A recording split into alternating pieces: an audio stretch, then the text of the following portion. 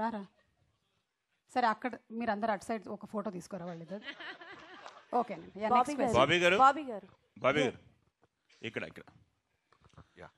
బాలకృష్ణ గారితో shooting experience ఎలా ఉంది? అలానే బాలకృష్ణ గారి షోలో ఎన్టీఆర్ గారి పేరు మర్చిపోయారని చెప్పేసి నిరసన వ్యక్తం చేశారు ఫ్యాన్స్ సోషల్ మీడియాలో. అది మీ దృష్టికి వచ్చి ఉంటుంది కదా, ఇద్దరితో వర్కింగ్ ఎక్స్పీరియన్స్ ఎలా ఉంది? ఫ్యాన్స్కి ఏం చెప్పదలుచుకున్నారు? నేను అంతకుముందు కూడా చెప్పానండి, బాలకృష్ణ గారితో తారక్ గారితో అంటే ఎంతమందికి దొరికితో తెలియదు అదృష్టం. రామారావు గారి అబ్బాయితో అండ్ మనవడితో చేయటం.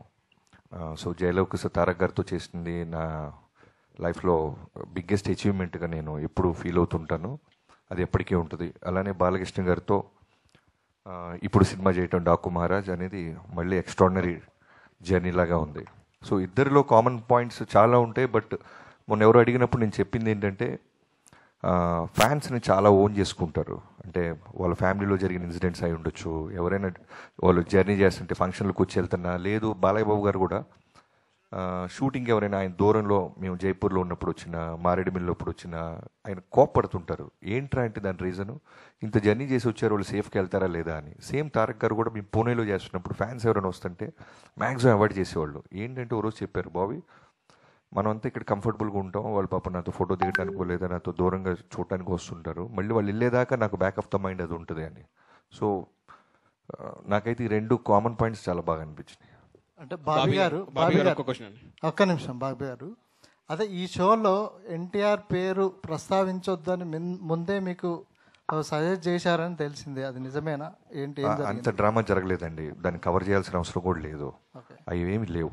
అంటే అక్కడ స్లైడ్ అయిన ఫొటోస్ని అడిగారు బాలయ్య బాబు గారు, వాటికి నేను సమాధానం చెప్పాను, అంతే జరిగింది.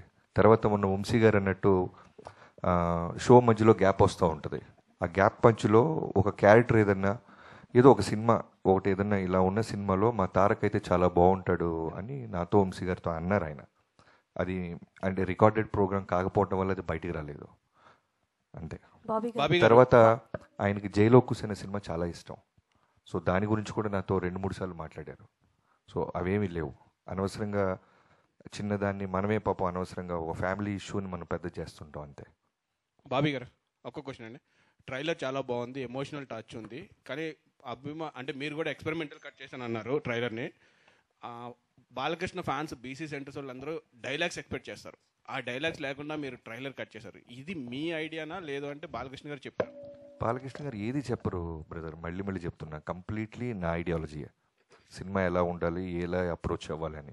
సో ఫ్యాన్స్ దగ్గరికి తీసుకెళ్లే ముందు నేను చెప్తుంటాను కదా, ఫస్ట్ మన వంశీ గారికి చూపిస్తా, ఆయన రియాక్షన్ బట్టి నాకు అర్థమైపోద్ది. ఎందుకంటే అక్కడ ఉన్న ఫ్యాన్స్ కన్నా డైహార్ట్ ఫ్యాన్ అయినా చాలా హార్డ్ కోర్.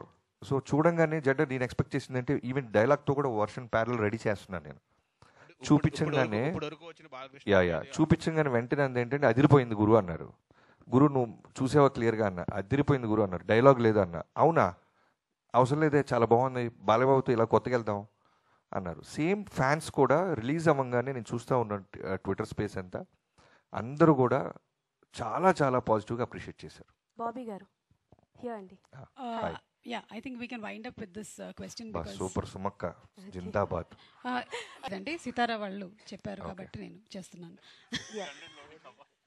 బాబీ గారు ఈ ప్రోగ్రామ్ చూస్తూ తమన్ గారు చాలా రిలాక్స్డ్ గా కీబోర్డ్ వాయిస్తుంటారు, అందుకనే మీరు పంపించేయాలి అక్కడ. ఓకే, సో హాయ్ అండి, ఐ